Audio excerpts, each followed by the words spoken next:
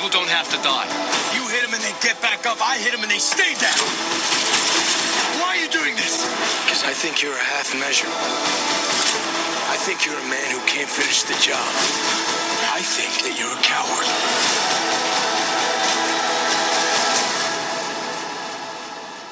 You know, you're one bad day away from being me.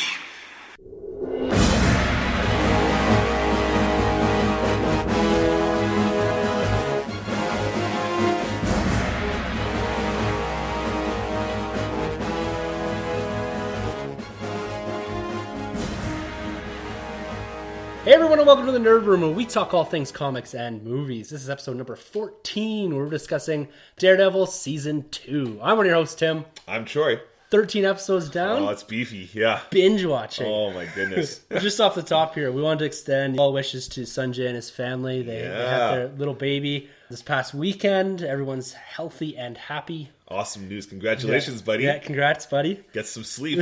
Yeah, you got Batman vs. Superman coming up. You can't be falling asleep.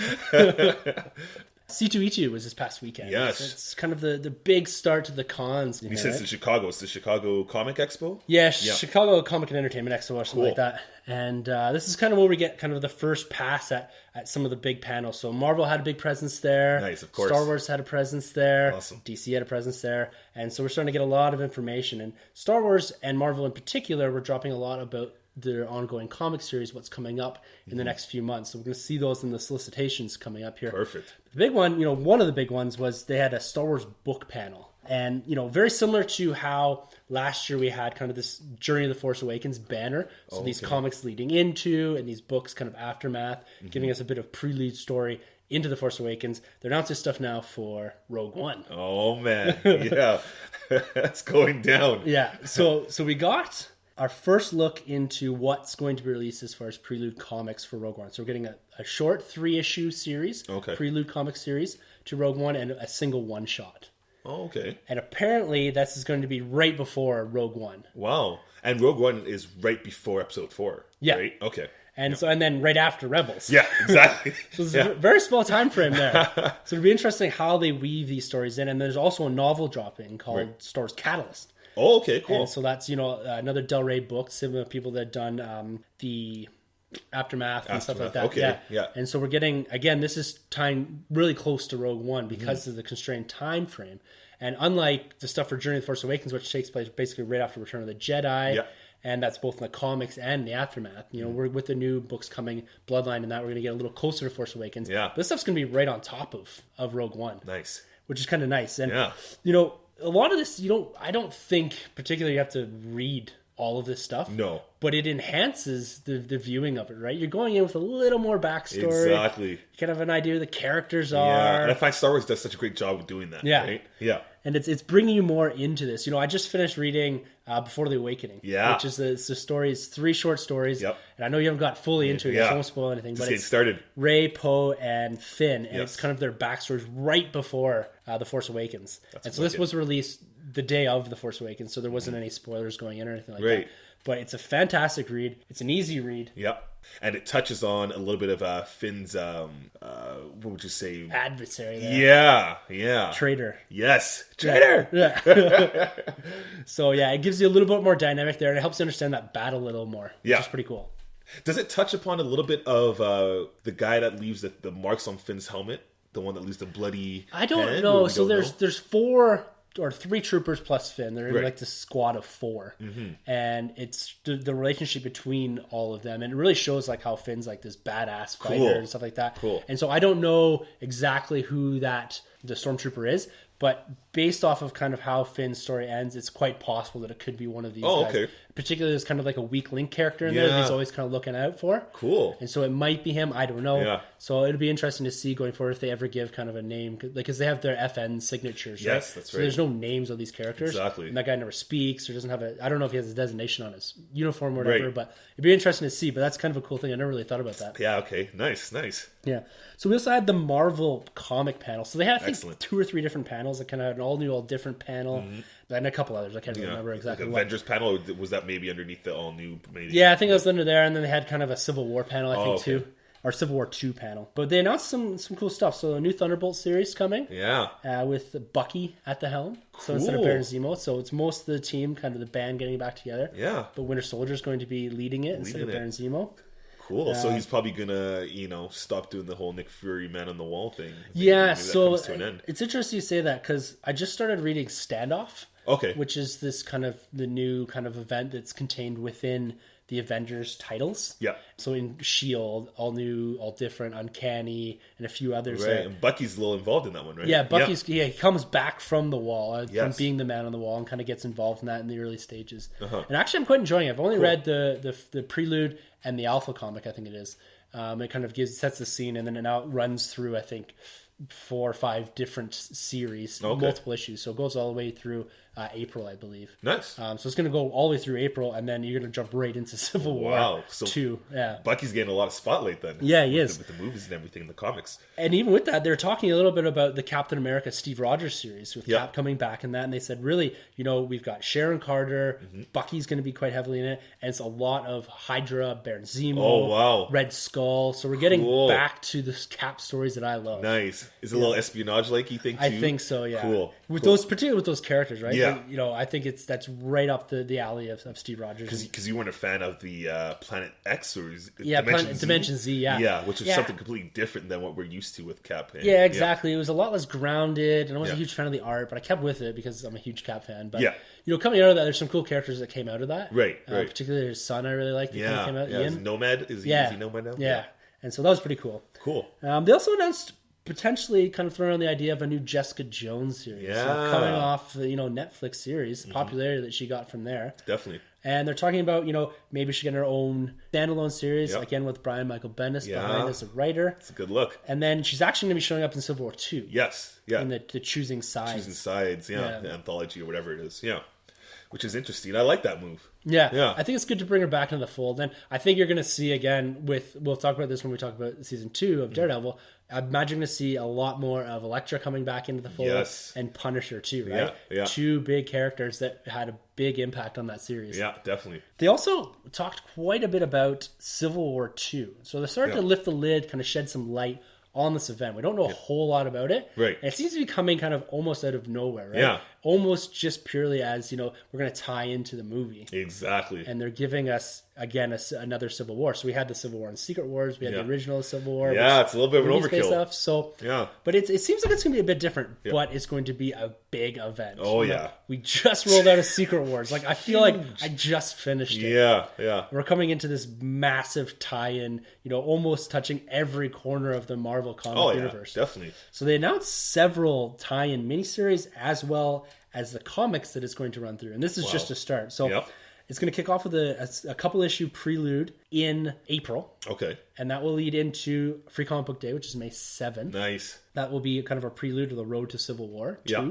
And then they also announced at this panel an X-Men miniseries, Civil War 2, a Spider-Man miniseries. Yeah, of course. This Gods of War miniseries, which is focused around Hercules.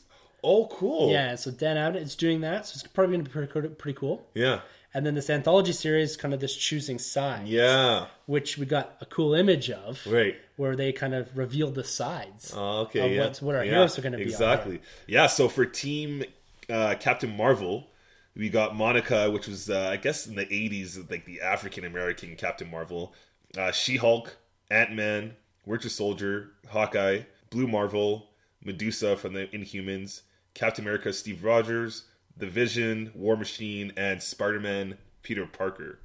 So that's Captain Marvel's team.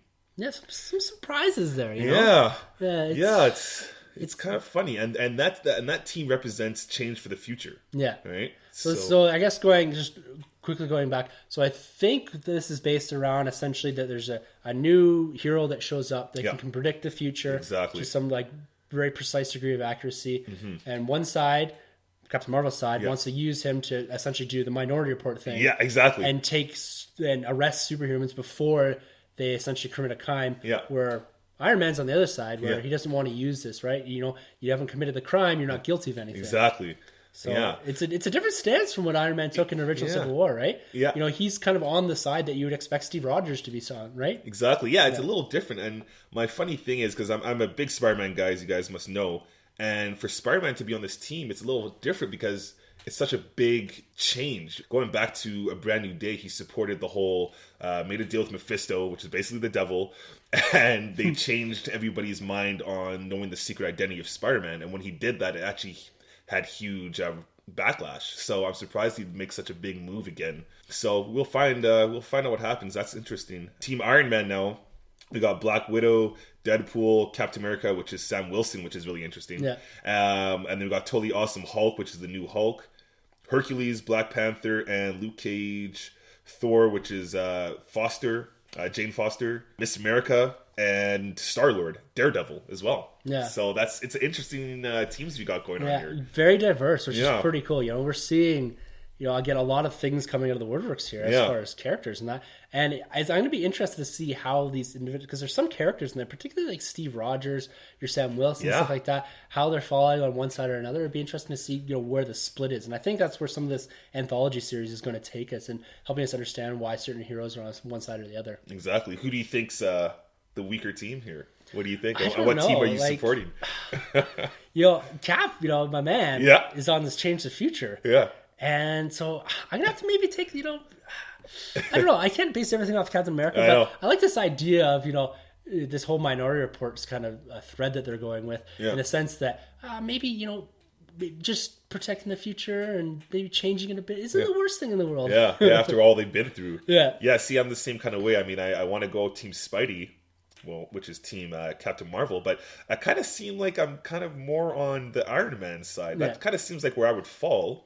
Yeah. So, yeah. We have to see how this lays out in the next, because we're getting some books that are already starting to, like this Road to Civil War II, starting to tie in and that. And so it's reading through those, it's going to have to, I'm not going to choose a side, I don't think, going right in. Yeah. I think I'm going to let the books kind of sway me one way or another. That's the best way to go about it. Yeah, exactly. And, definitely. you know, if anyone thinks they're getting away from this, you're sadly mistaken if you're a Marvel reader. Because they also announced at C2E2 which books it's tying into. Yeah. So that we're going to have, you know, stories that relate directly to Civil War II. So I'm going to rattle these off. Cool. Deadpool, Totally Awesome Hulk, Miss Marvel, New Avengers, Nova, Invincible Iron Man, Ultimates, which will see the return of Thanos. Oh. Captain America, Sam Wilson, All New Wolverine, Uncanny Adventures, and probably the rest of them. But those are the ones that they've announced. Yeah, so you got to be invested in. There's no running from this. No, not at all. And it's interesting. There's really not a lot of Avengers books tying in there. So I'm assuming we're going to see a lot of them coming into the fold as well. Definitely. Particularly we have kind of Captain Marvel, who's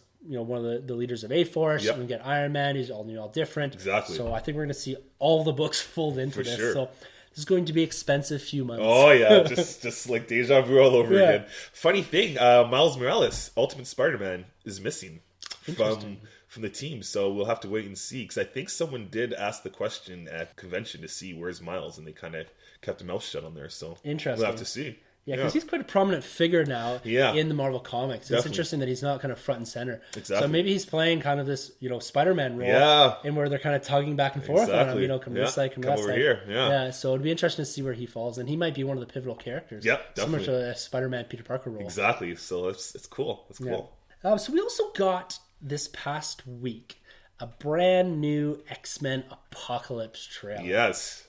And you know what? I don't know if it's because it was dropped in the wake of the build-up to Batman vs. Superman. The Civil War trailer. This unreal Civil War trailer that we got. It just kind of fell flat. Yeah, I'm there too. I don't know what it is about these trailers. Yeah. I don't like. I'm not really feeling Apocalypse right now. No. And I feel like I have really loose connections to the characters that are in it, right? Yeah. You know, you were getting, you know, Scott Summers and Storm and all that. Yeah. And the First Class crew, not a lot of them are left. I'm not, you know, Jennifer Lawrence is there, but I feel like she's pulled away so much from this franchise that she has. I think so. Yeah, and you know, Beast, you know, cool character and all that, and I love the portrayal that James McAvoy has been doing with Professor X, and Michael Fassbender with Magneto. He's been brilliant, fantastic. But they look like they're taking a back seat a bit, to the new team, right? Because they need this new team to propel them in future movies, for sure, and have a franchise off of them. Yeah. So I don't know what it is, man. Like, I talked to my buddy, and he's an X-Men fan from the '90s. Yeah. And he was so stoked with this trailer. He was all over. He says, I'm more stoked about this than I am for Civil War, Batman vs Superman, and my jaw dropped. I was like, are you serious, man? And he goes, yeah, like he read comics almost exclusively in the 90s. Yeah. And that was when X-Men were everything. Oh, they were huge. They were a juggernaut. Yeah, exactly. No And they had pun the intended. cartoon and all that. Just caught that. So, but I'm not saying it's going to be a bad movie. Yeah. Or anything like this. And I'm going to go see it opening yeah. weekend.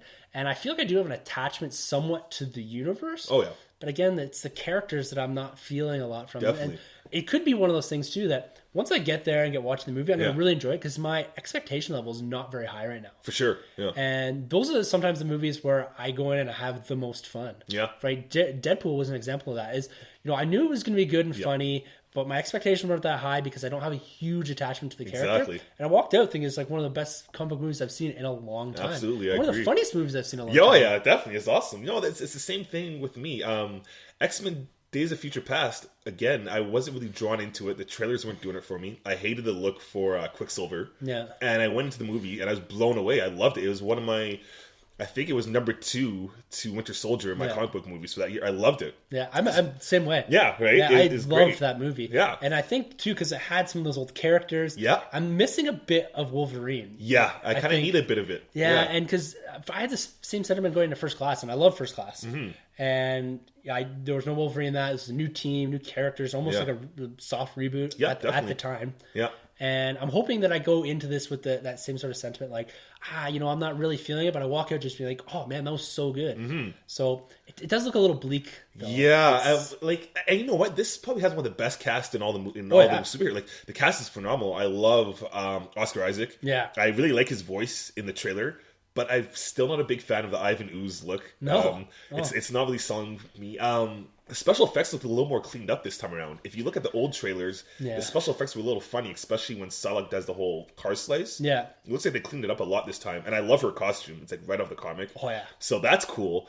But yeah, and the music. I don't like the choice of music they used for that trailer. No. It's very generic and just... unfitting. I didn't like it. And Jennifer Lawrence's lack of blue, that really bothers me too. Yeah. Yeah, because Mystique was never a big X-Men character. Not necessarily like she was big in the X-Men stories, but not an X-Men member even. No. So the fact that she's on the team, she's not really in the blue Mystique skin, it kind of throws me off. So, but you know what? This could blow me away. This could be the best superhero movie all year. For all very I know, well could right? be. They're going with their big bad. Yeah. And I'm hoping for good things. I'm hoping for good things, and I really hope they nail Scott Summers. I think Scott Summers' Cyclops has gotten not enough credit, or at least he didn't get enough screen time. It wasn't portrayed properly in the old movies. So hopefully they nail the character this time. So yeah, we'll see. Yeah, another announcement here of an old fan favorite coming back to the big screen. Lucasfilm announced Indiana Jones 5 dropping in 2019. Holy. Sanjay kind of predicted it. He kind of dropped a little Indiana Jones reference last episode. So good job, Sanjay. Yeah. And coming with Indy 5 is Harrison Ford, Steven Spielberg, and David Cope, maybe? He's the writer. He's the guy that wrote Indiana Jones 4. Yeah, he also wrote some stingers too, though. Yeah. There's some other stuff. I'm not saying Indiana Jones 4. Is anything to brag about? yeah. But missing from that list is George Lucas, obviously. Yeah, the man that drove the creativity behind this franchise. Put a lot of himself into this, particularly with Indy 4. Yeah. When we get some of the roadsters and the racing and that era, the 1950s era, that's really where George Lucas kind of came out of, right? For sure. I think aliens, too. He brought some aliens in that movie. Definitely. So, he's still going to get some sort of executive producer credit for sure. and They stuff gotta like give him that. credit. But he has no creative involvement, apparently. No. So he's not going to touch this thing. So, but how do you think they're going to pull this whole movie off with the old Harrison Ford? Yeah, so I was thinking about that. So he's going to be 75-ish, 76, when they start production on this movie. Yeah. There's going to be a lot of stunt double. yeah. There's going to be times when he's running and he looks like a 75-year-old man, and there's going to be times when he's running where he looks like a 35-year-old man. And so, so the original movies, they took place, like Raiders of the Lost Ark was in 38, just before the war. Yeah. And the most recent movie was in 57. Oh, okay. So that they kind of did that jump along with the age of the characters and stuff like that, which is appropriate. For sure. So this is probably going to have to be set sometime in the mid-60s, I would imagine. Right. And I don't know what they're going to do. They're probably going to step away from this. I don't know if they're going to be battling the Soviets again, sort of thing. they're probably, my guess is that they're going to play it relatively safe in the sense that, like they kind of did with Star Wars, right? They tugged a lot on nostalgia. Yeah. They made you feel like you were watching the original movies again, hit some of the similar beats, a lot of the similar visualization, stuff like that. Yeah. I think they're going to try to take you back to Raiders of the Lost Ark. Cool. And give you a story like that again. And stay away from part 4, eh? Like, Stay away from part 4. Maybe acknowledge it a little or something. It's probably still part of canon and all that. It's not like it was directed by someone like, I'm going to use the Brett Ratner where they can just say, no, I'm going to ignore that and just kind of reset the universe. I think it's going to be there, but I don't think we're going to have Shia LaBeouf. No. And, the big question is this going to be another attempt of a passing the torch? That's what I was wondering. So I was wondering if you did this movie and you kind of have, Harrison Ford narrating it, and he starts off as the old Harrison Ford, but then you kind of have these flashback sequences when it's played by Michael Fassbender or Zac Efron. I don't know. Yeah. It's played by somebody much younger. Yeah. So that's interesting. So you're thinking maybe they go with a more of a flashback. So he's present day. He's telling a story, or he's doing something in present or his present day. So 1960s. Yeah. And then something bigger kind of going on in the background, which actually ties into that at the end. Kind of, because I think they kind of did something like that with part 2 with River Phoenix playing the young. Yeah. So that was actually part 3. Part 3, sorry. Yeah, okay. Last Crusade. Yeah, and they pulled it off pretty well. That's kind of cool. Yeah, so it'd be interesting, because that's a good point, because there's all this casting rumors going around about young Han Solo. Exactly, right? And so it's interesting. Would they take the same guy? Yeah, that'd be pretty cool. Do you with one foul swoop pick up your young Indiana Jones and your young Han Solo? Right. Which I heard, it's the guy from Kingsman, Egerton. Is kind of in the lead. Yeah, so he's good. He's good. I like him. I have no problem with He doesn't look like Harrison Ford. No. But his acting chops are good, and he proved in Kingsman that he can do the physical stuff. Yeah, and he can carry a movie. Yeah, exactly. Yeah, he's got those acting chops. So definitely. I don't know how he'll sound with an American accent or anything. Yeah, like I know. that. That's just it. Does he look a little too young to be a professor? Yeah. Or do they go even further back, right? Exactly. Before Raiders of the Lost Ark can start telling some of this story. Yeah, like an origin story of some sort. Yeah, it'd be interesting to see what they do. Harrison Ford's been doing a bit of a circuit promoting Star Wars: The Force Awakens coming on Blu-ray. So it was officially confirmed April 5th. Cool. So April 1st on digital download, April 5th on physical. Nice. That's not too bad of a wait. No, that's great. So, nice. I like that. And so he's going around doing some of the stuff, and at the same time, people are talking about you're going to be Indiana Jones again. Yeah. And he is stoked. Nice. That's good to see. He seems excited to play the character. Yeah. Apparently, he was on Jimmy Kimmel the other night, and apparently his contract must be awesome because Jimmy Kimmel goes, are you excited to play? He says, yeah, I'm really excited. And he goes, oh, so you've read the script? He's like, no, I signed the contract. So he's all on board. That's great. So it's all a go, and hopefully his health holds up. And he looks, when he's walking around and all that, he looks well. Yeah. And he looks like he's having this renaissance again because they're talking about another Blade Runner. Yeah. That's right. And I think they said maybe Ryan Gosling might be in there too, partnered up with Harrison Ford. Yeah. So he's doing his Rambo. Yeah, he's coming back around. He's gonna come in and each movie's gonna make $100 to $200 million opening weekends. Yeah. This guy's gonna walk away with just a ton of money, right? Get an Oscar nom. Yeah, that'd be awesome. If Stallone did it, Harrison can do it. Yeah. No, I'm super stoked. I think this is Indy. It's one of the original trilogies.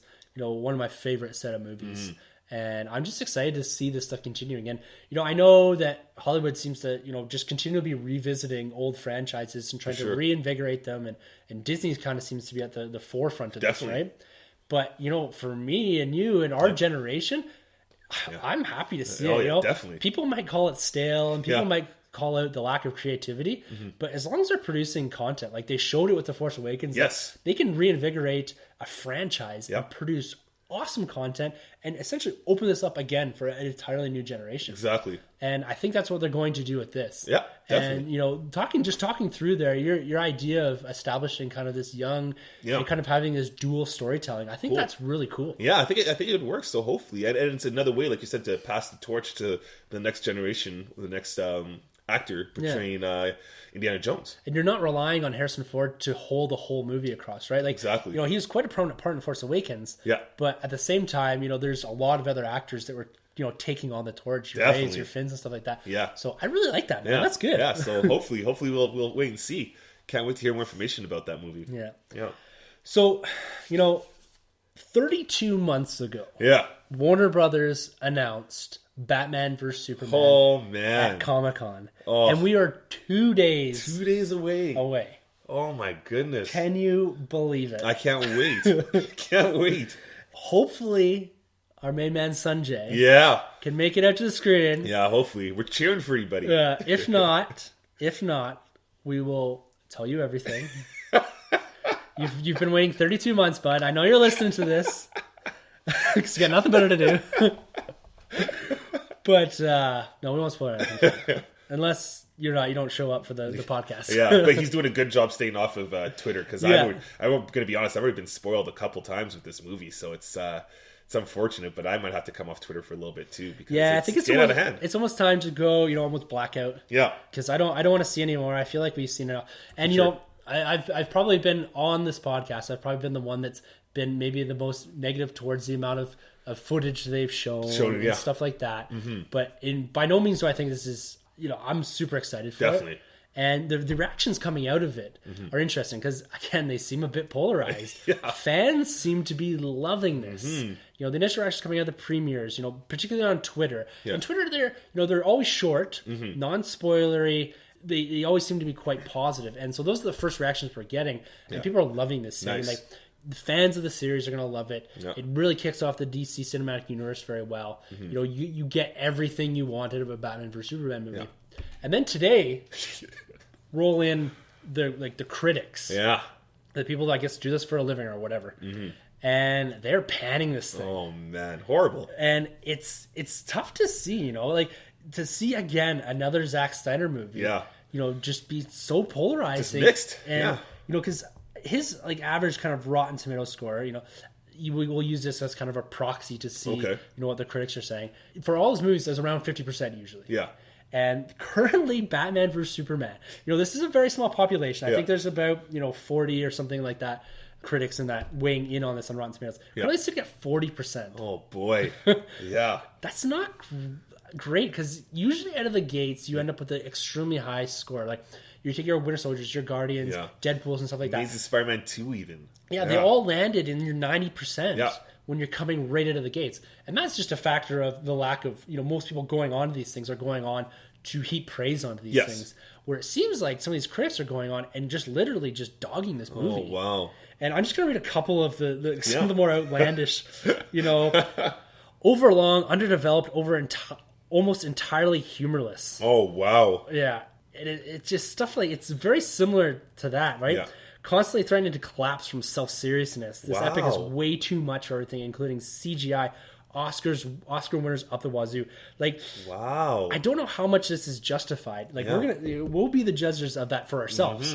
And I'm hoping as far as fans go, that they're not taking all this to heart. Yeah, definitely not. Because this is one thing that I know Sanjay always tries to stay away from is particularly these critic reviews. And we knew, Sanjay and I spoke over text about this earlier today, and we knew this was going to happen going in. It's a Snyder movie. Definitely, yeah. And, his style, his tone doesn't always sit well with critics for whatever reason. It's acquired, eh? Yeah. And it seems like we're going into more of a Man of Steel territory. Yes. Which is something I know Warner Brothers probably want to stay away from. Exactly. In the sense that you're getting kind of these two sides forming. Yeah. And I think most fans of the comic book genre, of DC, of even the Marvel movies, of this whole comic book movie genre, are going to like this movie. It seems to, from the fans and the reaction, it seems to be delivering on what it promised. But again, going into this thing, don't expect this Oscar character and this whole dramatically driven story. This is a comic book movie. Don't expect a Deadpool comedy, right? No. Humorless, really? Yeah. They've selected a tone, and that was delivered in Man of Steel. Exactly. And that was delivered in the trailers as well. Yeah. They're moving forward with that. And whether that's a mistake or not, I don't know. I guess that's yet to be told. Yeah. We'll see coming out of this weekend. Because this is the weekend for the DC Cinematic Universe, right? Yeah, a lot riding on it. And at times almost too much. Yeah. Right? Yeah, it's true. And I think if they can get through this weekend, with the fans on board, the fans supporting, and kind of drowning out the sounds of the critics in that. Exactly. I think that the DCU is going to kick off on a good foot here. Definitely. And hearing good things like we mentioned before we recorded, Gal Gadot is getting some good good feedback in this movie, coming out of this movie. So that's cool to hear, because I know there's a lot of, I guess you could say, haters out there that were kind of questioning her casting and her lack of dialogue in the trailers. And to hear that she's come out portraying Wonder Woman like she should, I think that's, we can all be happy and breathe now a little bit after that. That's going to be probably a relief for her as she's, 3/4 of the way through production on Wonder Woman? Yeah, definitely. Yeah. Can't recast her now. No. So this thing's looking for a global opening of about $350 million, which is good. So that's probably in like 100 to 160 million domestic opening, which I think is still low. I think it's going to go higher now. Yeah, well, did you have your prediction? I think we had predictions, but I don't think we mentioned them the last episode. In the past, I've mentioned between 180 and 190. I think it's going to be like Age of Ultron. Yeah, cool. If it gets this good word of mouth, which I might stumble on the block here. A bit, but hopefully it picks up over the weekend. Yeah. That's what are you thinking? I'm thinking about 180, 175, 180. I'm kind of sitting at. Yeah. Underperforming it for me is if it performs around a Man of Steel. Yeah. It shouldn't. Yeah, like if Man of Steel makes 110, you put Batman and you make automatically more than $50 million. Yeah, that's true. As far as I'm concerned, Yeah, definitely. All right, guys. So we're here to talk Daredevil Season 2. Oh. What a season. Yeah, / Punisher Season 1. So we powered through this thing. It's 13 episodes long, all ranging from about 45 minutes to 50. I think the last one was about 60 minutes. Yeah. Almost. And I'm going to show my cards here right out the gate. This was unreal. Excellent. Fantastic.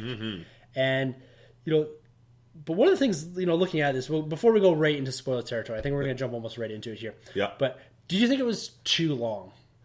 The season itself or the episodes? Yeah, the season itself. So we're talking almost, we'll say 12 or 11 and a half hours or something like that of watching. And I know because, we wanted to review it and stuff like that, we decided to binge watch it through. And that makes it a bit more difficult because you don't have the time to spread it out. Yeah. But, I talked about, when we talked a bit about Daredevil Season 1, how I felt that the first season, and same with Jessica Jones, it probably could have done with 1 or 2 episodes less. For sure. Just content-wise. Like, it seemed there's some bigger lulls, and they could have, tightened up some of the storytelling and cut off, like, an episode or 2. Yeah. What did you think about this season? Do you think that they could have done something like that? To be honest, I love it. I think they had a lot to cover this season. And I like, was it 13 episodes? I think they did a good job with it. You had Elektra to cover, the Hand, Punisher, from the costume, Foggy Nelson and Karen Page had such big stakes in this season. I think they did a good job of covering everybody. So I like the 13. I didn't even feel like it's really 13 episodes. No, and I agree fully with you there. Like, I felt that it was very tight.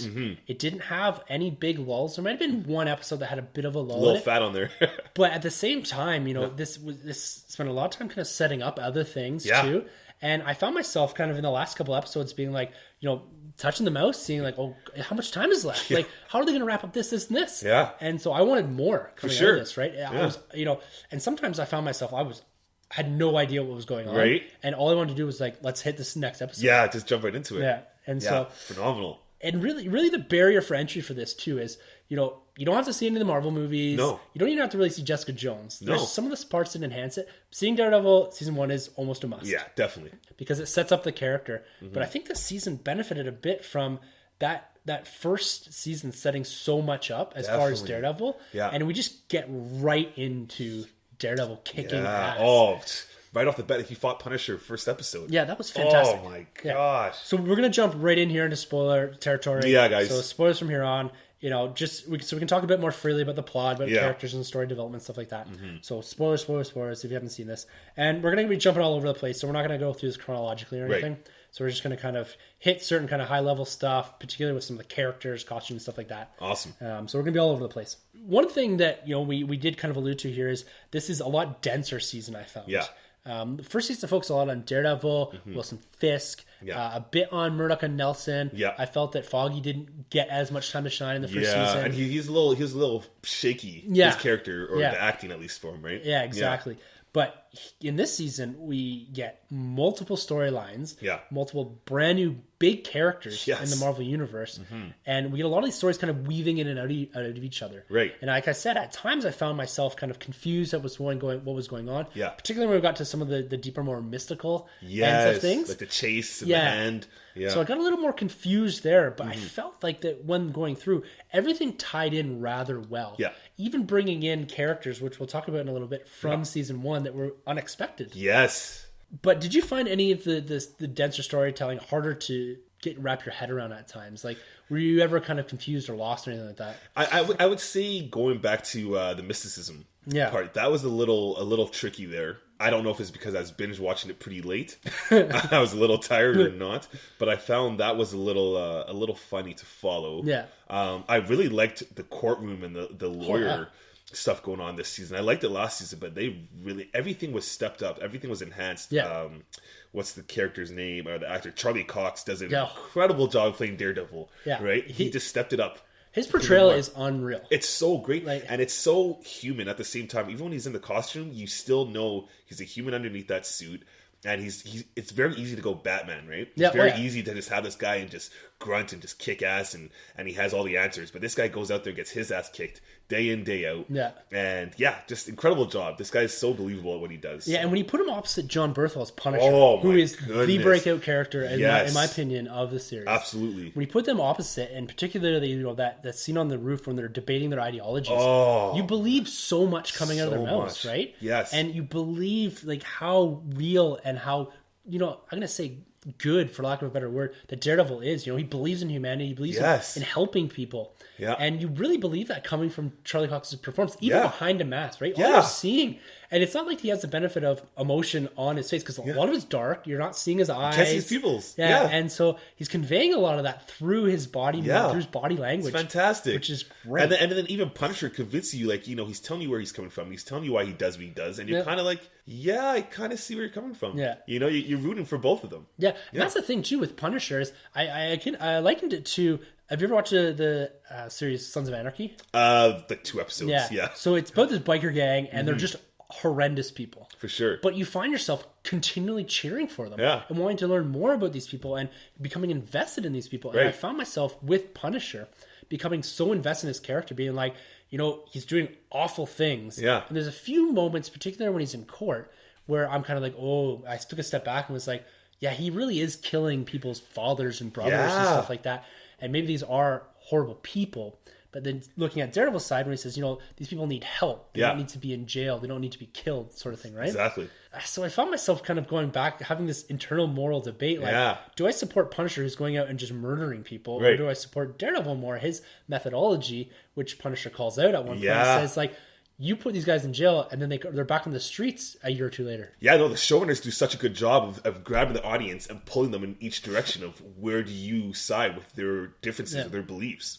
It's fantastic. And then you throw Elektra into the mix. Yeah. Who again yeah. is one of these people that is playing back and forth. So you have kind of this opposing characters. You have Punisher on one side, Daredevil on the other, and they have Elektra in the middle, who's flipping back and forth. Exactly. She could be Punisher Yeah. or she could be Daredevil. Exactly, right? yeah. And it's this interesting juxtaposition of characters, Definitely. particularly with those three, because morally you have two ends of the spectrum, and then you have someone that's sitting in the middle. Exactly. So it's pretty cool. Yeah. So we talked about kind of Punisher being introduced so early on in the season, right? Yes. They didn't wait. Like Wilson Fisk, I think, was episode 2 or 3. Yeah, in the season 1. And it was interesting that they brought him in so early. I was expecting, they're going to build this, they're going to roll on, Yeah. they're going to kind of say, give hints, and now he's going to shoot some guys through some windows. But no, like we come right out of the gate, and man. there's Punisher, and the next episode, these guys are brawling. Or is the first yeah. episode he shot him in the head, right? Or is that second?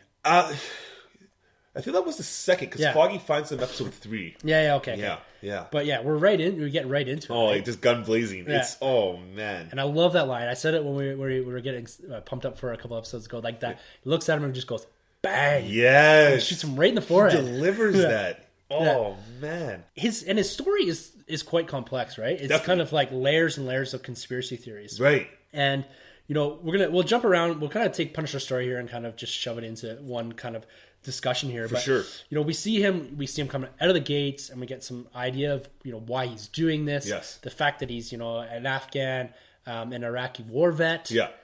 He has got tons of training, hand to hand, all the Definitely. guns, all that kind of stuff. And he's going and killing these 3 different gangs. Yes. Right? The Dogs of Hell, which do make an appearance in Agents of S.H.I.E.L.D. Oh, cool. So a nice little tie. There's, I think that's in season 2. It's when one of the Asgardians show up. Nice. So we see a nice little tie there. Awesome. And then we get the Irish. Going to the Irish, I thought it was so cool to see focus on like an Irish gang in New York. You know, it's so easy for them to always do the stereotypical like mafia, the Italian mafia, or the triads, or yada yada. But it was really cool that they showed the Irish, and there's some bad dudes, right? Oh yeah, yeah. And I thought it was really cool how, with the Punisher, they just didn't have, because I think it would have gotten kind of repetitive if they just had him each episode, he was fighting Daredevil a bit, and then he'd go and shoot a bunch of people. Exactly. I thought it was cool that they kind of wrapped that edge. Like, he only went on this kind of this terror streak, if you want to call it that, for a couple episodes. Yeah. And then he was essentially caught by Daredevil, yeah. and he was turned into the cops. And then they kind of wrapped him into this whole, the legal aspect, the Yes. Foggy and Karen Page part of it. that was brilliant. And so you had the presence of Punisher, because every episode I'm like, Punisher's got to come back. Give him back. Yeah. And the fact that he's in this courtroom and they're using that aspect, this Nelson and Murdoch. Yeah. And, we're starting to see Matt pull away from that portion of his life. And Foggy really grow. Yeah, exactly. Yeah. And his character, Sean. Oh, yeah, because he's really at the point where he's like, I don't need Matt. Yeah. I can do this all on my own. Yeah. Right? And, we see Karen Page developing a lot. Yeah. I found that she was a little bit of damsel in distress too many times. A little bit. She always seemed to be there, but I guess he needed this character that was bringing these people together. For sure. But I thought it was brilliant, the way they continue to develop the Punisher's story and background and origins through, the legal aspect of this, and through kind of Foggy kind of investigating this and Karen Page investigating this. So you're progressing 2 storylines there and giving characters screen time. Exactly. As opposed to just kind of building a Punisher-centric story, right? Yeah. Which could have dominated the season. Definitely. But it was just a very nice piece, a supplemental piece of the season, right? Yeah, absolutely agree. So you kind of get the development of Punisher. We understand that his family was shot, and we kind of get that it was the 3 gangs, and he got caught in the crossfire, and he took the shot to the head. Yeah, which is cool because it's as an audience, you kind of left to determine, okay, the shot of the head, did he actually lose a piece of his mind, or is it himself that's just like, I buried Frank Castle, and I'm now going to embody the Punisher, and do as I see fit to save Hell's Kitchen. Exactly, Right. and it's really cool how they continue to go back to the X-ray of his head. And that's kind of where he starts to develop his whole persona a bit. Yeah, and then even the logo, right? Yeah. And the one of the coolest things was, we'll talk about when we talk a bit about the fight scenes, but you want to use, does the prison fight scene. Yes. And the guy, his face falls on. And it's implanted, or and he sees it in the water. Oh, I love that. That was so, because there's always, you're always thinking when you're watching these things, how are they going to contrive a reason why all of a sudden Daredevil sprays a skull on his head. Or Daredevil, becomes, and it's kind of like, how do you develop these in this kind of more grounded universe? Yeah. And that was just so it's great. good. It's a lot better than, I think, was it Warzone when his son handed him the t-shirt? This will protect you. Get out of here. This I love what they did instead, right? Yeah. And so one of the cool things too they did with Punisher was, it would have been very easy for them to say, yep, PTSD. Yes. And, he's crazy, Yes. he's an office rocker, but he comes into scenes and I'm sane. Yeah. And maybe he's not. Yeah. But they kind of teeter on the edge of that. But at the same time, they didn't take the easy road. Yeah, right? he's like, no, like, I'm not like this. He's like, it's disservice to the people that actually suffer from that PTSD, right? Yeah. So I really like what they did with that character, because that could have been such an easy way to just write him out that way. Yeah, and just say he's crazy, he's exactly, jail, and then we get him kind of entering prison. Yes. And that's when we get kind of the introduction of a character who was unfortunately spoiled. Yeah, that's unfortunate. Entertainment Weekly, your headline spoiled it for me. Yeah. I was on Twitter. It was my own fault, I guess. They said, unexpected villain makes return to Daredevil Season 2. And I'm like, okay, so that is obviously Wilson Fisk. Yeah. As I was watching, I was like, oh my God, they're going to show the big man. And when you see the guy bench pressing, I'm like, it's Fisk. It's Fisk. He's bench pressing an enormous weight. Yes, which I love, because in the comics, you know that, okay, he looks fat, but he's only like 2% fat. And everything else is muscle. So I really like that they put that in there. You know? Yeah. Fantastic. And we'll talk a bit more about those scenes when we get to talk a bit more about Wilson Fisk and that. But what did you think of this whole blacksmith plot thread?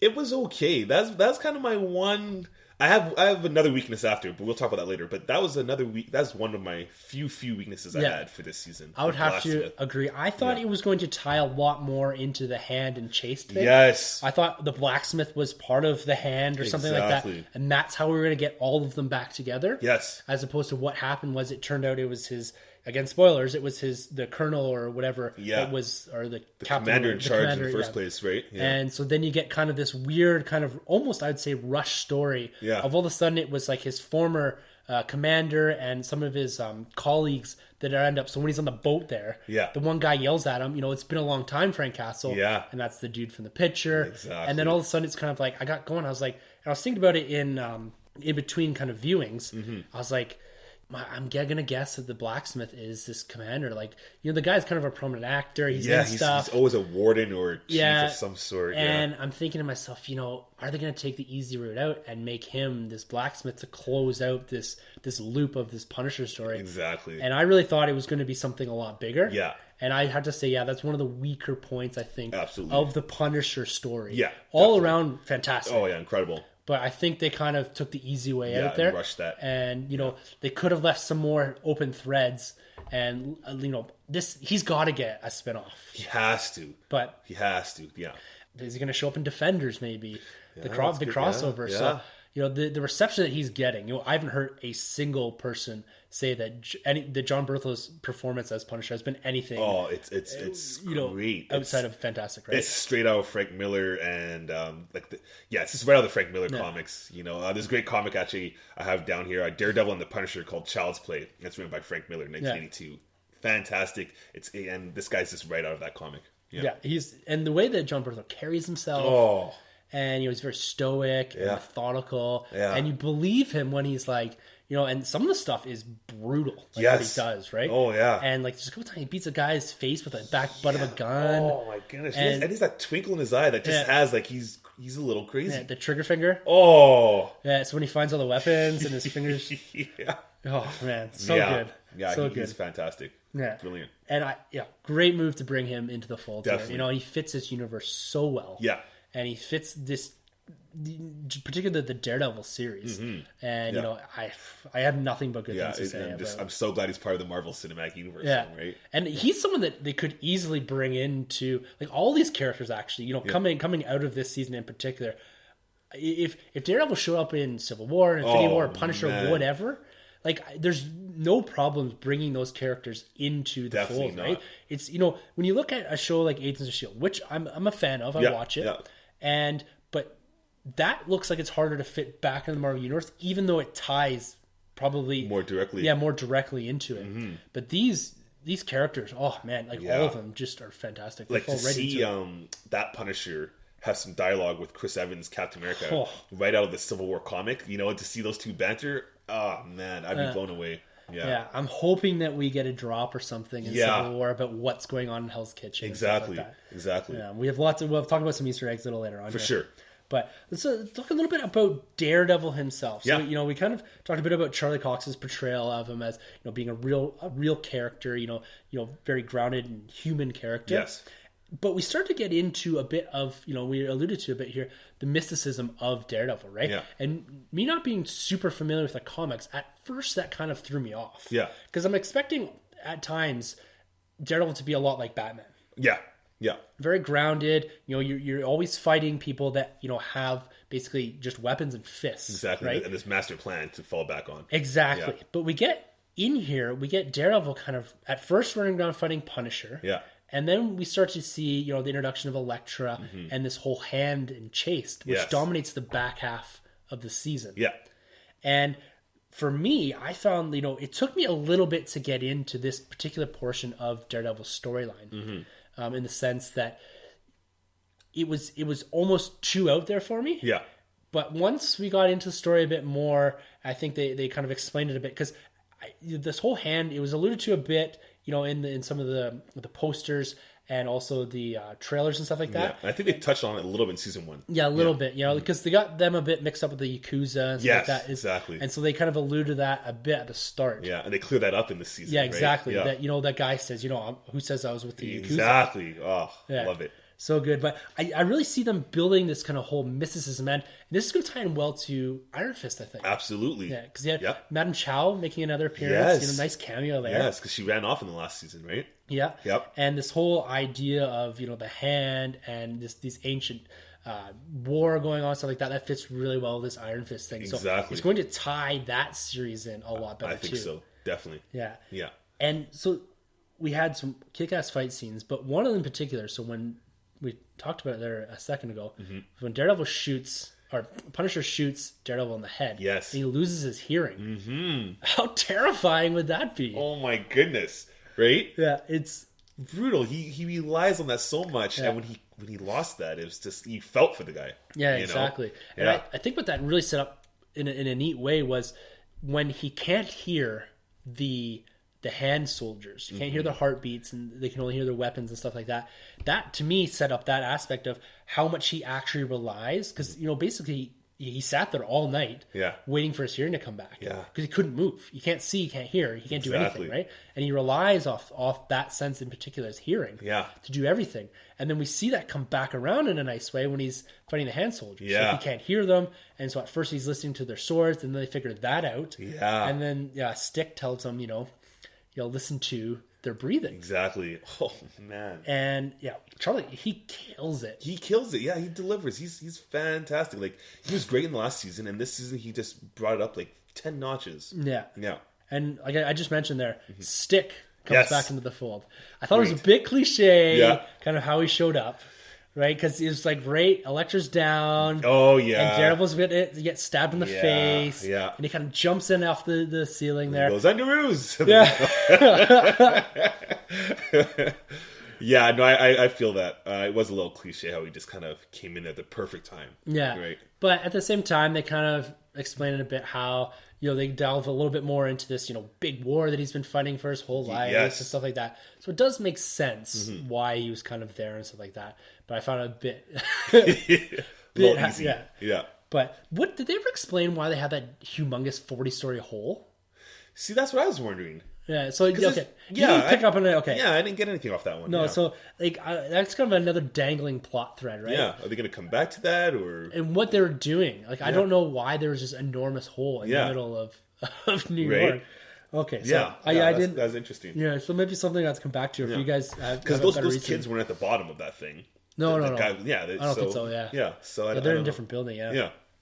Yeah, that's weird. Yeah, so we have the appearance of Elektra. Now, we have 2 cinematic appearances of Elektra, played by Jennifer Garner. Yeah. So in the Ben Affleck Daredevil series 2003. And then she had a follow-on series a couple years later. Yeah. Yeah. And so, but she's back in a big way. Yeah. Yeah. And what did you think of the actress? Didn't like her. You didn't like her, Yeah, really? I didn't like. I loved how they wrote the character. Yeah. I love what she brought to the table. I love how she drove the story.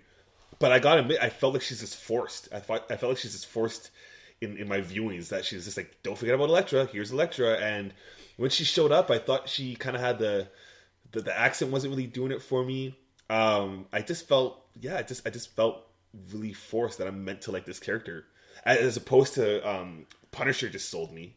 Karen Page sold me. Foggy sold me. Everybody sold me in the show. And when Elektra showed up, I was just like, I really love what they tried doing with you, but the actress herself wasn't selling it for me. Okay, interesting. Because I found she grew on me more as the series went. Mm-hmm.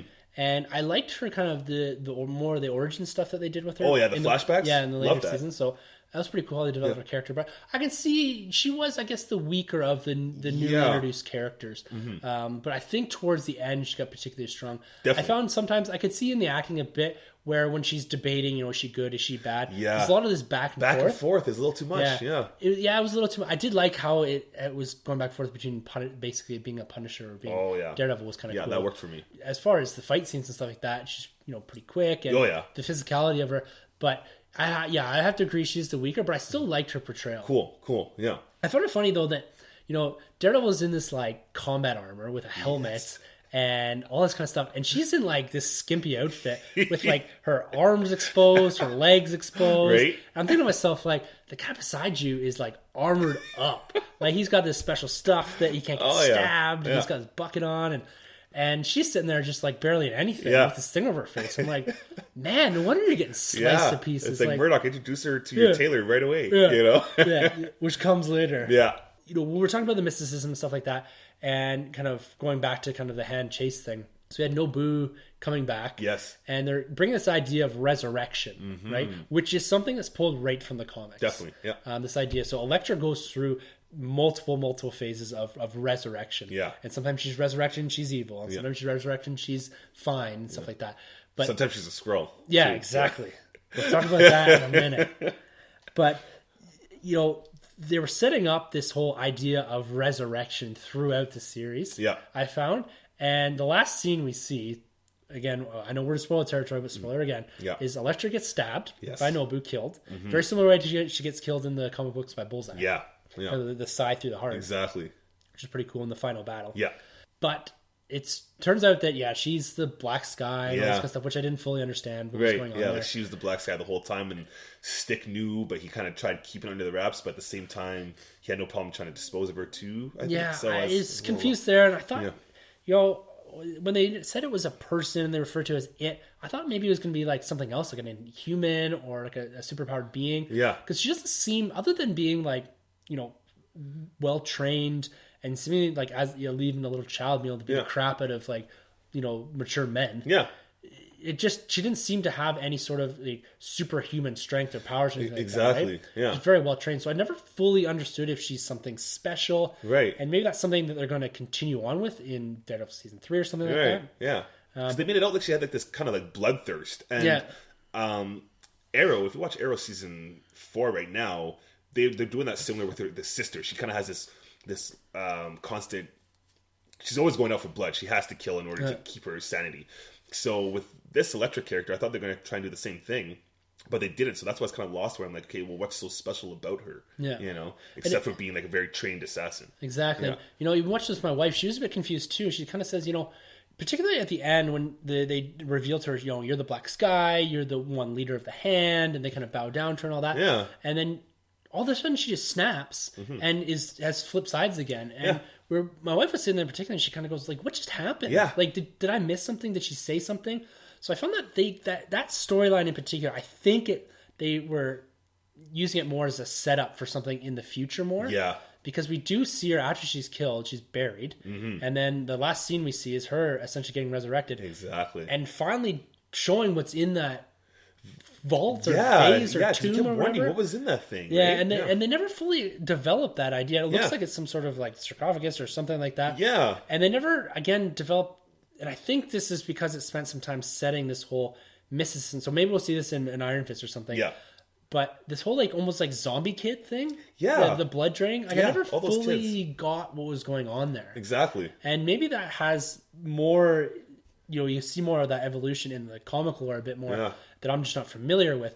But I was like, all of a sudden these kids are up and they're kind of like zombies. Yeah. They're cutting their wrists. Yeah, and then the father gets taken out, so you assume it was them. But then when like the Hand comes, they're just running away like little cowards. So like, do these kids have some kind of fighting techniques that we don't know about? Yeah. Like it's really weird. I was half expecting like an army of these kids to show up at Yeah. some point, and so they never really got into that. And Right. so I'm guessing, like my interpretation of it is, with Nobu, so they're setting up this whole resurrection idea. Right. Is that I guess you put you in this jar or whatever, and they fill this thing full of blood or something, and you become resurrected. But there must be some kind of reaction. So they said they're putting something into them, effect, and like right? they were like that was incubating it in their system. So I have no idea what was going on there. It's a little weird. Is a little weird, that part. Yeah. So, do you think she's gonna come back as maybe a villain in season 3? Oh yeah, I think she's definitely gonna come back full on, just badass Elektra. I think she's gonna be just this crazy assassin. Because she spent some time as Wilson Fisk's assassin in the comics. That's right, as well. exactly. So does she come back, and does he come back into the fold, and basically take a portion of New York as to where the Hand was kind of building towards kind of ruling the underworld or whatever. Yeah. And then he ends up with her as an assassin. Then we end up with this bigger battle of her and Daredevil. That'd be really cool. I actually really like that idea. So, you know what, though? I was really hoping that, I'm glad they didn't just throw it in for the sake of throwing it in, but I really wanted Bullseye to be the one to give her that blow. But what I'm hoping for is that they build up Bullseye and he does it to Karen, because in the comics, Karen Page is done. She gets killed, Okay. right? So I'd really like to see Bullseye be the one to, That's to do interesting. that. Yeah. Because in the comics too, there's a battle between Elektra and Bullseye to become Wilson Fisk's main assassin. Okay, cool. So that we could see something like that develop Right? as well. Yeah, too. that'd be cool. Yeah. But they have to put him in there because Bullseye's like next to Kingpin is Daredevil's like Yeah. next big. I think we'll see him because Charlie Cox made reference to him when they're talking in interviews with him. I don't know how it came up, but essentially, what's the next villain you want to tackle? Yeah. And Bullseye was the name that came Awesome. up. So I'm assuming we're going to see him. I thought we were really going to see him in this season Right. when they first announced it. Yeah. I'm happy they didn't try to shoehorn him in, like you said. Exactly, yeah. Because there was a lot going on already, and if Yeah. you try to shoehorn another villain, Right. another big time villain, Yeah. They're and both like precision kind of based characters when you have Punisher and exactly, Bullseye. Yeah. So it would be interesting to see there. Yeah. So Yeah, definitely. we talked a bit about Wilson Fisk, Mm-hmm. Wilson Fisk, and what a great presence. Oh, he was even better this time too. Yeah. And last season he was incredible. He's my favorite villain in the whole Netflix series. And this season he was even better for the short time that he had. Yeah, and we get him using the moniker Kingpin. Yeah. He says it a couple Yes. times, and Yeah. he seems to be coming into this whole Kingpin Yeah. ideology of I'm going to take over the prison. Yeah. And he seems to take over that prison fairly quick. Fairly quick. Oh. All of a sudden, all the cops, when he's having that interaction with Punisher, which is another great scene, right? Man. And he's kind of, him and Punisher are fighting, and Yep. they're kind of, and you find out that he's the one that's kind of pulling the strings Exactly. that made Punisher have that outburst Yeah. in the courtroom. Yeah. Which is pure, like, true Kingpin. He's Yeah. always the man pulling the strings. Exactly. Which I love that they nailed that in there, right? Oh yeah, and that Love it. whole jail sequence with him, it's just him tugging on people's emotions, Yes. right? And playing people against each other. Exactly. And when he used Punisher to essentially propel him to the kingpin of the Yes. jail by taking out Cell Block D, essentially. Yeah, yeah. All those characters. Oh, man. Yeah, incredible. So good. Mm-hmm. So good. So we should jump into, one of, the pinnacles of the Daredevil series is the fight scenes. Yes. And this did not shy away from violence, and it picked up right where the last season left off. Oh, my and I God. think even went the next step. Oh, definitely. Definitely. So we're starting to see like a lot more. Daredevil's a lot more trained here, right? Yes. So the first season he's kind of this rumbler, he's fighting, fighter. kind of stuff like that. Yeah. And this he's doing a lot more flips. Oh, yeah. He has his classic finishing move where he Yeah. does the flip and lands on the guy. That's straight out of the comics. He has the Billy Club action where he hits the lights out, which is right out of the comics. So Yeah. I love it. So good. And how about that stairwell scene? Oh, the call back to, I think the last Yeah. season was episode 3 as well. Yeah, it was. Oh, my gosh. So they go one step. So they're 3 times longer. yeah. Oh, my And they're fighting through this, and he's got a chain on one hand and Yes, a gun on the and other. gun on the other. And Wow. The best part is how it starts too. Is he kind of pulls the gun up and clicks to let them know that there's no bullets in it. Yes. And he just smiles. Yeah. That man. wasn't a full continuous shot. There's a couple times when a body flew across. Yeah. And black, but I'd have to say it's composed. It's probably a minute, 2 minutes long or something like that. Yeah. It's probably composed of maybe 2 or 3 separate shots. Yeah, probably. Which is it's just the cinematography and how it came Falls down down, the stairs? and there's just so many guys. So much. And they always get you with that, okay, it's almost done. Nope. And then it keeps going again, and Yeah. there's more guys going after him. The big guy tries taking him out, and you're like, oh, my God. And by the time he gets to the big guy, you feel like, how is he going to do this? Because you feel exhausted, right? God knows what Matt's feeling, and he goes through it, and he does it. The way that was filmed was incredible. Yeah. And I don't know how they do it, if they've got boom arms or stuff like that, or Yeah. guys. And it wasn't shaky cam. No. It was like you could see everything was going on, and the stunt guys are incredible in that scene. I was joking with Courtney, and I said they must have had Alejandro, who did Birdman and Revenant, shoot this scene because he's famous for doing that the whole continuous shot. Yeah. Right? Oh, it is incredible. Loved it. Yeah, it took my breath away. And like the whole series is full. Like Punisher gets a couple really good fight scenes. yeah. So the one where he's in jail and he takes the entirety of the cell block, and it's just brutal violence. Yes. And that's one thing that I noticed more in this season. So last season it was a lot of bone crunching face punches Yeah. and stuff like that. And the hits, you really feel them in Yeah. there. Yeah. But this was a lot more like weapon violence. Yes. So we had the size from Elektra. Yeah. We had our Punisher with the guns, the knives, and just like very close combat stuff For too. sure. The Billy Club now that Yeah. Daredevil has, the iconic Billy Club, which is a really cool move he did at the end with Nabu. Something like that. It's also the Star Wars reference.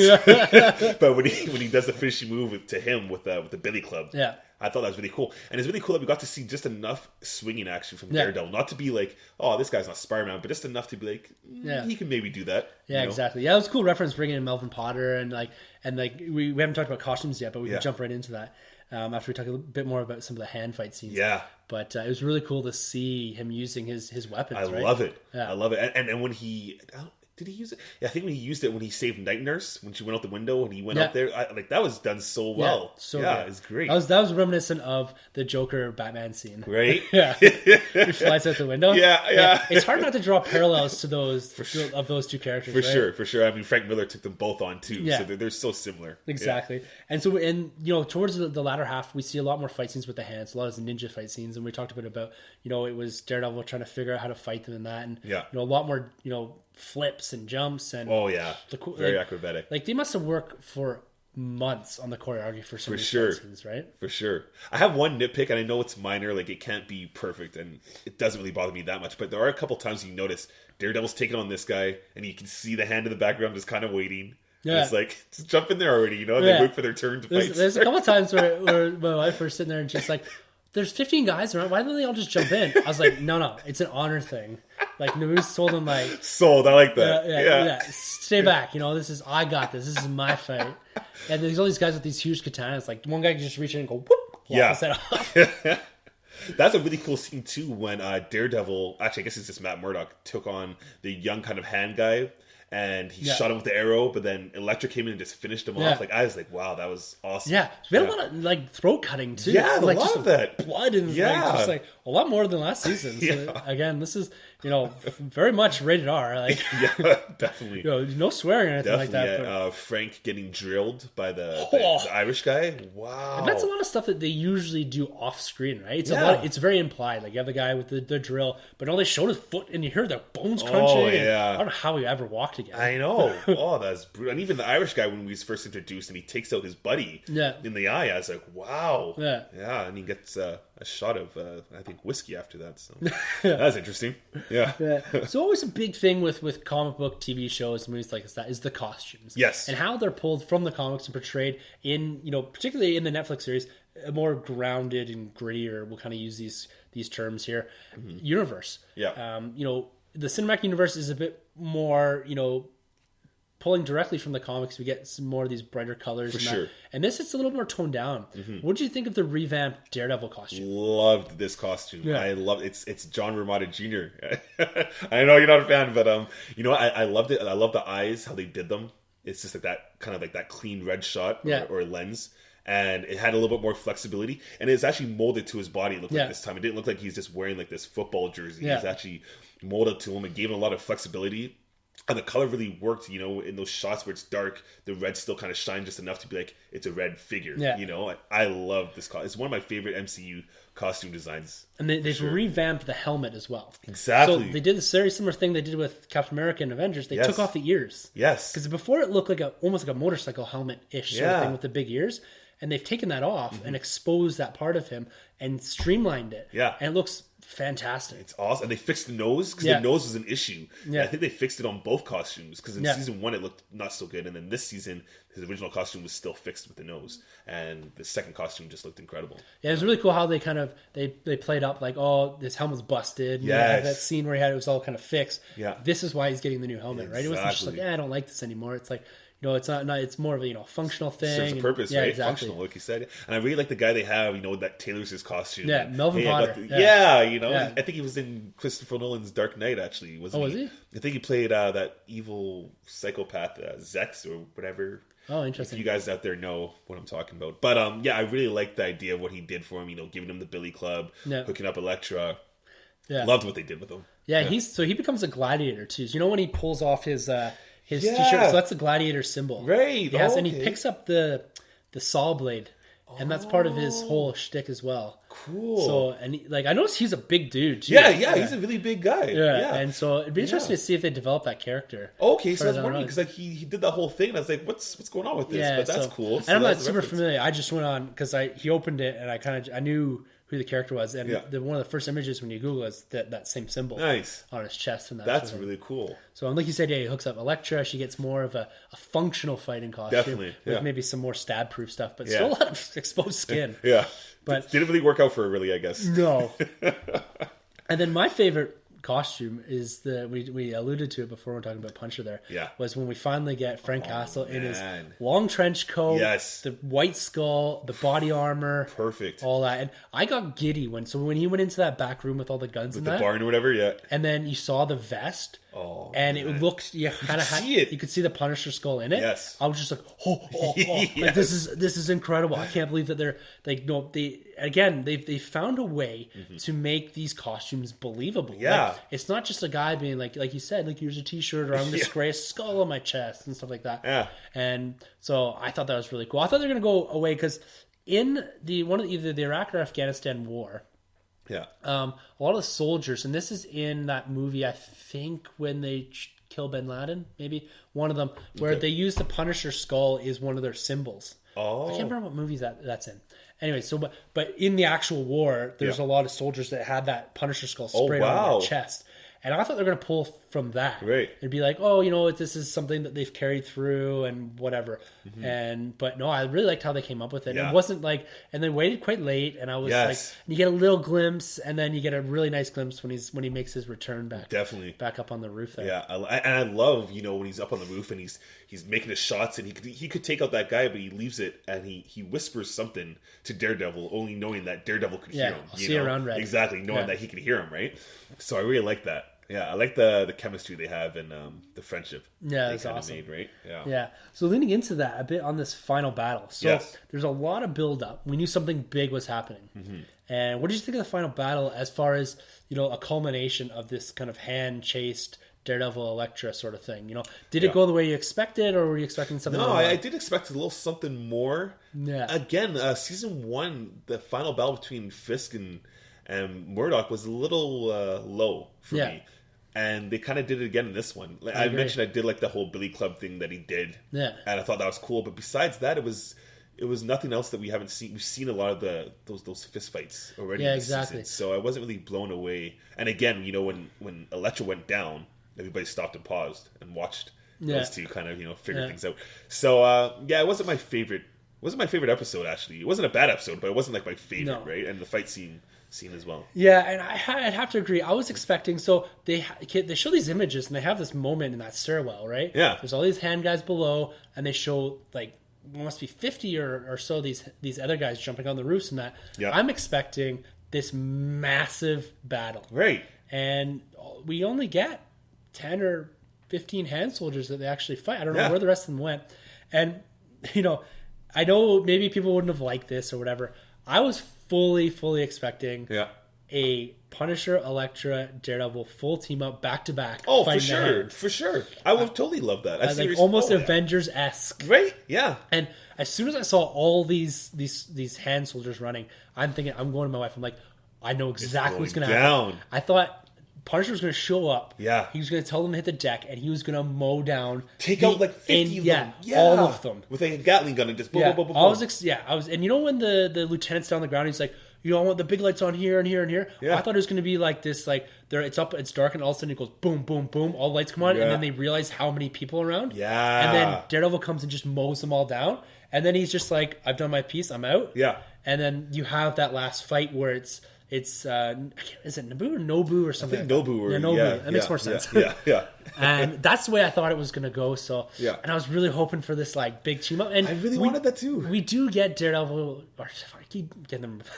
We do get Punisher, making an appearance. Yeah. But it's very short lived. Yes, it is. And it wasn't exactly what I was expecting. I was expecting a much bigger battle. Yeah. And maybe they're saving stuff like this for a Defenders that's true. or something like that's this, true. right? But it was just like a nod.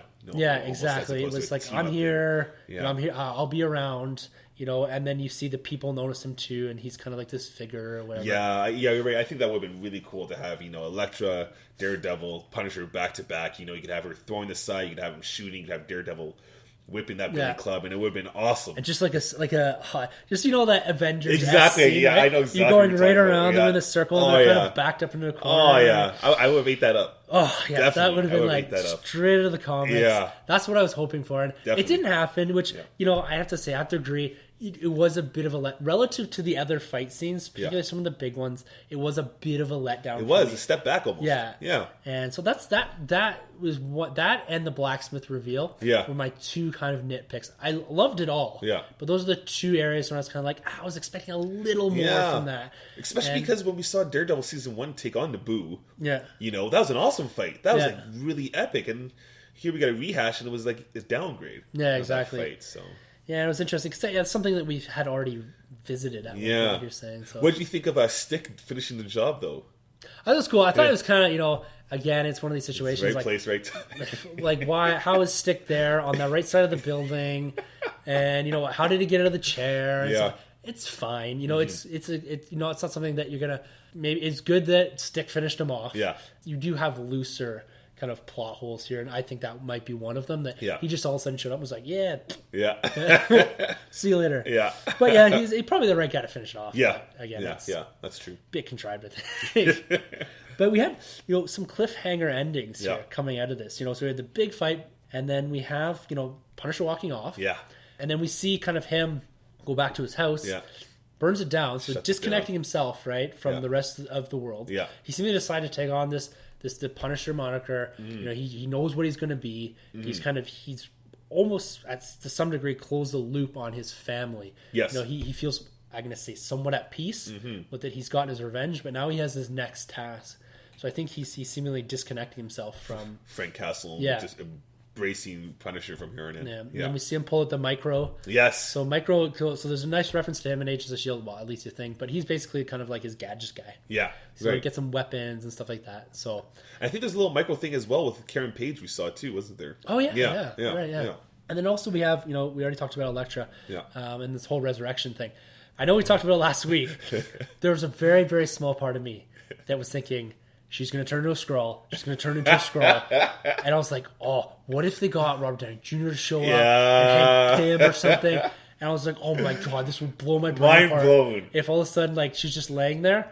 And, even if, it didn't happen in the casket or whatever, it took a long time to take effect, and she's sitting in that tomb, and all of a sudden you just see her face. Just shrivel up. She get the four wrinkles in the chin or something. I would have lost my brain. Man. I know they don't have the rights, and I know it doesn't really fit.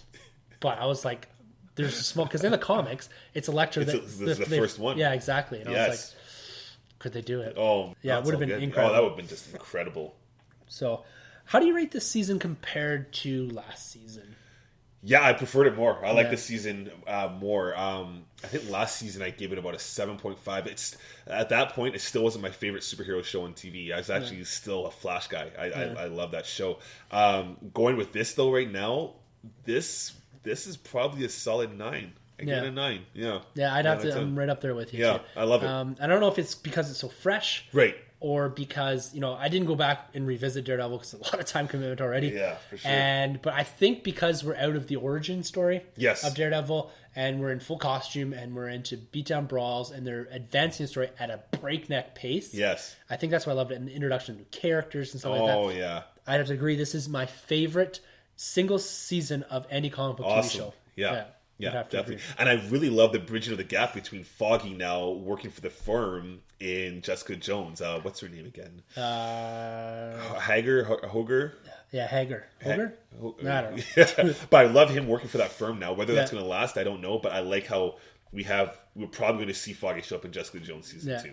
Yeah. Exactly. And that is a perfect segue into the next little bit. Nice. Easter eggs to the wider MCU. Yes. And so this thing is just chock full of little Easter eggs. Oh, yeah. And I found that they didn't spend as much time, and even Daredevil and Jessica Jones don't do this a lot.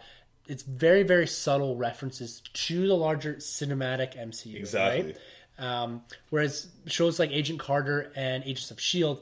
spend a lot of time making sure this is in the same universe. Yeah. Where this is like little things here and there. Yeah. And no real references to the last big events. Yeah. Particularly like the stuff in Washington and Winter Soldier and Sokovia, right? Exactly. So there's a few mentions of the incident, which is assumed to be the Chitauri invasion in New York. Yeah, because there's the bulletin I saw again where it's like Stark Tower now ruined or something like that. Yeah, and it's like very minor. Like, you barely see it. Yeah, we were on that a couple of times. Yeah. And because you can see next to that one too is a Cybertech.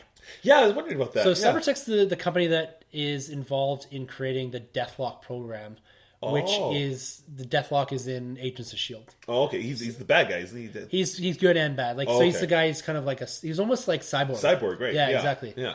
And then even in Ben Ulrich's office, which Karen Page eventually seems to become this journalist or whatever, you can see in the back, and this was in season 1 as well, the reference to the Harlem incident, which is Incredible Hulk. Yes. And then the Battle of New York as well. Yes, I saw that. I like that. Were you expecting more nods or references to Civil War or this impending kind of superhero registration act?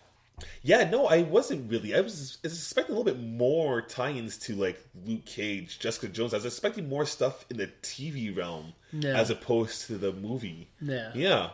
So yeah, we did. Yeah, like you said, we saw some stuff for Jessica Jones. Yeah. Jessica Jones was name dropped right out. Yes. The firm's reference that D.A. Reyes was also at the end of Jessica Jones. Yeah. But I was kind of expecting maybe a bit more of a nod to Civil War or something coming. Something kind of lead into it, eh? And so I kind of went more abstract in thinking about this and kind of thought, maybe it's more of a theme that's relating to Civil War as opposed to a direct tie-in. Cool. And I was thinking more like this idea of escalation, right? So we have Daredevil makes his appearance in Hell's Kitchen, right? Yeah. And then the next step up is your Punisher and your Elektras, which take everything and escalate this whole idea of vigilantes and superheroes, right? Which is very similar to what's happening in the cinematic portion of it, right? Right. You start off with, this, somewhat confined invasion in New York, and then you have similar size sort of thing in Washington with Winter Soldier, and then you have Sokovia country level, and then we're going, even bigger in Civil War. Yeah. It's this idea of as we go through this, as we grow kind of the superhero community, everyone seems to be escalating, right? Yes. And now we're getting to the point where we have guys that are going out and killing people, particularly Punisher, Elektra, stuff like that. And then on kind of the cinematic side, you're going out and you're not having any restraints, and that's leading to more casualties. Right. And so it's this idea of starting to question, as everything escalates out, who's actually keeping, these people in check? Who's responsible? To guide these people, and who do these people answer to? Yeah. And so that's kind of how I'm thinking how this is tying in more, is right? It's this idea of escalation. Yeah. And that's the only way I could really, because I was expecting more of something like, there's a superhero registration act coming, and you better watch out for it, Daredevil. And, that would have been very heavy-handed, and probably not the way to go about it. But it's I thought that was kind of the like I said, the more abstract way I was looking at this. I like that though. Yeah, and that's how you're tying into this whole thing. And but do you think you're going to see any of these guys show up in either Civil War or Infinity War? At first when I heard about this idea, I thought for sure, okay, this is a way to bring in the street level guys, the street cred guys, and introduce them to the Marvel Cinematic Universe.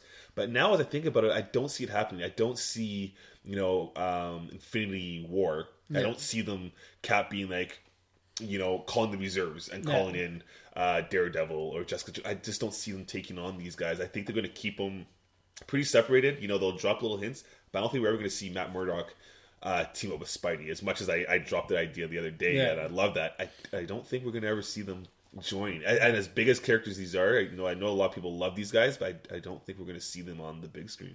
Yeah, I think it's a bit of a pipe dream for us as fans and stuff like that. But the only thing I could put together in my head, I'm like, so again, last week we talked about kind of Infinity, that event that happened a couple of years ago, 2013. Yeah. And how you have this cosmic battle going on, but then you also have an Earth-based battle. Yes. So in my head, I'm thinking like, okay, maybe the Avengers or part of them go off-world. Yeah. It's fighting Thanos' army somewhere else, along with the Guardians or something like that. And then you have this invasion at the same time happening on Earth. Right. And maybe you have these street-level guys. Exactly. Jessica Jones, Luke Cage. Daredevil, Elektra, Punisher, stuff like that. For sure. So I just have this small hope inside of me that's just like, all I want is a pan to Hell's Kitchen, and you see them fighting Thanos' army. That's all I need, right? That'd be awesome. You need, it's a 30-second scene, and I know I've spoken about this before, and I've talked about it and stuff like that.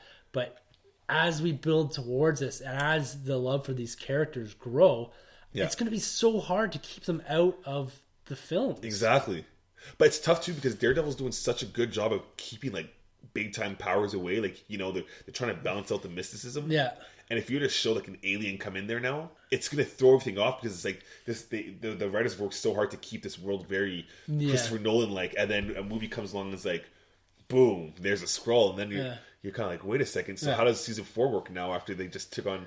It's tough. Like I want it to happen, but I don't see it how they're going to do it at the same time. You know? Yeah, but there's going to be acknowledged in there some. Like how do you go through like say an impending or a Thanos invasion and not acknowledge it? Right? Exactly. And you could do what they've done. Like, oh yeah, there was an alien invasion, and that's why we got this rent so cheap, right? Yeah. In the first season, right? Yeah. So I don't know. We'll have to wait and see. Let's wait and see. Yeah.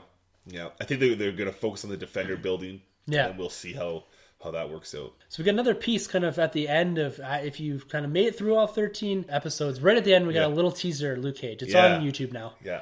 Super small. Super small. Very short. Yeah. And again, it's introducing, so we got Luke Cage in Jessica Jones. Yeah. My favorite character in that series. He was, yeah, same here. And so he's got his own standalone, so we get a little teaser there. Yeah. And it's pretty funny, you know, he's shooting them, and he says, oh, you guys haven't heard of me. Yeah. You know, I'm tired of people shooting holes. Yeah, tired of buying new clothes or something like that. I thought it was something they dropped like the Nas track on there, and I thought that was pretty cool. Yeah. And I like the logo. It's like right out of the comments. Yeah. And they changed it up from what it was before, I think. I like it. Again, you know, Daredevil Season 2, a high recommend here from us, the Nerd Room. This is an excellent piece to this ever-growing puzzle that is the Netflix series. Oh, yeah. And, you know, it looks like, I think Luke Cage comes out in September. Yes, and so we seemingly get them every 6 months now. Yeah, which is cool. I'm happy with. Yeah, that's awesome. You know, leading out of this is we get Luke Cage, and then I think we're going to get Iron Fist. Yes. And then... back to Jessica Jones or Defenders? Or Defenders, maybe. So they're at this point now, it's like, what do you do? Because... you've got so much momentum behind Daredevil. Mm-hmm. You've got your momentum coming out of Jessica Jones Season 1. Yeah. You know, how long do you wait? You know, if we wait, if they're only doing 2 a year, next year we get Iron Fist and the Defenders maybe. Yeah. And then it's not till the year after we get Daredevil Season 3. Exactly. Like, that's a long wait. That's a long wait. And who do you think you put as the big bad for the Defenders? Is it the idea you go with like Wilson Fisk and Elektra and like maybe introduce somebody else? The Bullseye or something like that? Or do you save that for just Daredevil himself? It's going to be tough to see who they go up against because you almost have to do a Kingpin sort of thing and then bringing in, you know, maybe lieutenants of some sort. But again, you got to have some larger army for them to punch, right? Exactly. And you always have to have, especially when you have these team ups. And you're always going to see this. And people complain about this sometimes is that you always get this superhero battle at the end where you fought all the Ultron bots. Yeah. Or you fought all the Chitauri. And I'm sure in Batman vs. Superman there's going to be some sort of... you're going to get Doomsday, but eventually we're going to get some sort of Darkseid army or something like that, right? Yeah. That they have to fight. Because otherwise it's just, you know, 6 guys trying to beat up one guy. I don't know. It's just comic book stuff, right? Yeah. You need kind of these armies, these mindless drones. And you see that everywhere, right? Yeah. See it in Star Wars. You see it in everything. Yeah. Yeah, it's all over. So, yeah, I'd be curious to see what they're building towards. They seem to be really building up Wilson Fisk. Yes. And I imagine, or I'm hoping at least, they continue to do this in the subsequent series. Yeah. Is they build his character. Because they could, if they're propping him up to be, you know, he's in jail for however long, right? Right. And if they're doing this kind of timeline where each series is a year apart from each other, something like that, you could run out Wilson Fisk's prison time by the time you get to Defenders, right? Yeah, that's true. And it's just, you know, what they do there. So I think coming out of this, it looks like Marvel Television is geared towards producing awesome content. Yeah. You know, they've proven themselves now with 3 different series. Well, 2 seasons of Daredevil, 1 Jessica Jones. Yeah. And I think they're going to do the same with Luke Cage. Yeah. If they can build that momentum through, you know, I think, again, we have just another source of awesome content. Exactly. It's great. I love it. I love what they're doing. And you know what the cool thing is too now? I guess I wonder how it works with Netflix, but since Marvel and it's kind of sharing Spider-Man, or Sony is sharing Spider-Man with Marvel, I wonder if they could ever borrow, you know, I'm not saying necessarily Norman Osborn, but villains now from the Spider-Man verse into the Daredevil. Because Spider-Man and Daredevil go hand in hand, you know, those guys. So if you could see someone pop, like a Tombstone or somebody pop up in Daredevil, that'd be interesting to see if they extend those, because it's guys like that they probably never use in a Spider-Man movie. Exactly. Right? Yeah. And it's, you know, can they take some of those minor, or can Marvel just say, you know, we'll take these guys and you guys can have this. Exactly. Whatever, here's the Enforcers. Here's Tombstone or whatever, right? And so that'd be pretty cool to develop that. So it'd be interesting to see how they go with these series. Yeah. It's good stuff, you know. Yeah, great stuff coming up. We got Batman vs. Superman coming up here. Oh, yeah, it's coming up, guys. We got 2 days. So, you know, we'll forgive you guys all if you wait to listen to the podcast because it drops on the same day as as Batman vs. Superman and all that. And, you know, we're hoping that Sanjay can make it back. Yeah. Because, you know, we all know he's been waiting for this to come out. Yeah, that's his movie right there. Years and years and years, and he's been pumping this, and he's been the super fanboy behind this. Yeah, the ambassador. Yeah, exactly. Yeah. hoping to have him back, and hoping to have maybe a couple other guys do maybe more of a panel review. Sweet. Next week will probably be almost all discussion on Batman vs Superman. Yeah, I would say so. Right through, because it's going to be lots to talk about. 2.5 hours. Yeah. And we hope all you guys can get out there and see it. Yeah. Yeah, let us know what you guys think. You can always reach us on hashtag Enter the Nerd Room. So let us know your thoughts on anything. Daredevil Season 2, Batman v Superman. If you guys know anything that we don't know, I'm sure there's tons of things. Yeah. Let us know. Just send us a hashtag. Yeah, I'm sure there's Easter eggs and stuff like that we missed. I know we didn't even talk about the Roxxon Corporation and stuff like that. And so there's all kinds of stuff. You could spend... And there's all sorts of YouTube videos and stuff like that that pull at Easter eggs and stuff like that. Definitely. And, it's going to be fun now. Go watch those. I try to stay away from some of that stuff. Yeah. Because I don't want to influence my opinion and what I say. Because I don't want people to call us and be like, oh, you're just copying whatever. Yeah, exactly. Yeah. So I try to stay from that. So I'm going to go back now and watch some of those videos and see what I missed and stuff like that. So yeah, definitely. Excellent. All right, guys. Until next week, go check out Batman vs. Superman. Cannot wait to review it. But for the Nerd Room, I'm Tim. I'm Troy. And thank you for entering the Nerd Room. Oh, that's terrible. Oh, we miss you, Sanjay. Sanjay, come back. Shut the door.